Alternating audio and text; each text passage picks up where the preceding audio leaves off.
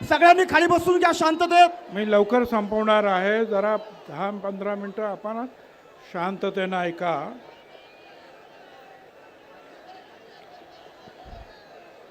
सर्वप्रथम मी छत्रपती शिवराय, महात्मा ज्योतिराव फुले, शाहू महाराज, डॉक्टर बाबासाहेब आंबेडकर, अहिल्याबाई होळकर यांना वंदन करतो. या आपल्या ओबीसी एल्गार सभेसाठी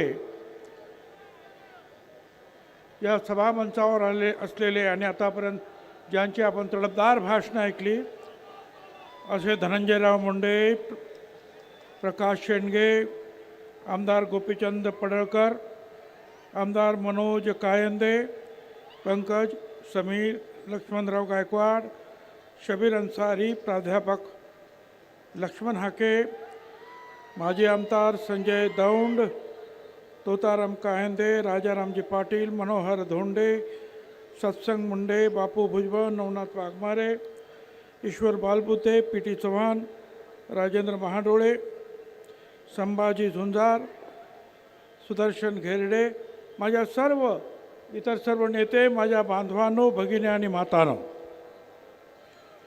खरं म्हणजे राज्यामध्ये अतिवृष्टी झालेली आहे.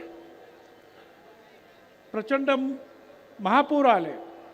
असं असताना सुद्धा तुम्ही सगळे इथे आलात ओबीसीची वज्रमूठ दाखवण्यासाठी. त्यासाठी आपल्याला लाख लाख धन्यवाद. मित्रांनो, दिवाळी तर आली. दिवाळीतला सगळ्यांना शुभेच्छा. पण कशा देऊ मी शुभेच्छा? 15 आमच्या ओबीसीचे आमचे लोक त्यांनी आत्महत्या केली का?